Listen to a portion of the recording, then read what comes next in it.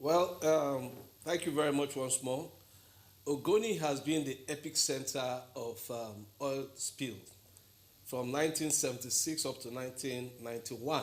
We had over 2 million barrels of oil spills in Ogoni that covered about 261 communities, and that accounted for 2,976 separate spills in Ogoniland.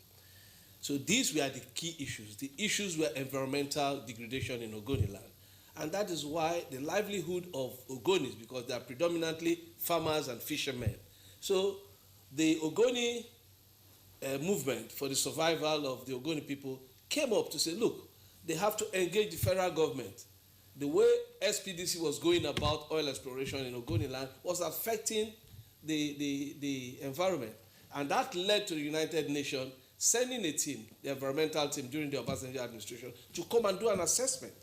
And when they did assessment, in their report, they said life expectancy in Ogoni is 41 years at most, 10 years lower than the national life expectancy. So these are health issues, environmental issues, economic issues that befall the Ogonis. And that is why we from Ogoni, we are saying that it's a welcome development that the presidency, through the Office of the National Security Advisor, have started discussion. But it is very integral that when these discussions go in, those communities must be captured. Their representatives must be captured in any discussion going on. Because whatever you discuss in Abuja is going to be implemented by the people at the grassroots. So I think that the committee that was set up by the President or the National Security Advisor should do more work. They should come to Ogoniland, engage these communities. Ogoni have 220 oil wells, 16 flow stations, and 9 oil fields that were abandoned. So you know that we have an environmental hazard on our hand. What HyPrep was trying to do to clean up some parts and all that, it's like pouring water on the back of a duck. It is having no impact at all. Because as we speak today, you cannot point specifically to any creek that was polluted that the people now are catching, getting fishes. The farmers are yielding the way they used to yield their crops before and all that.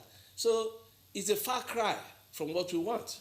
It's a good thing that the negotiation of resumption of oil is there, but the integral part of healthcare, environmental, alternative means of water supply to the people, because that was one of the key recommendations by the United Nations environmental team that came, UNEP.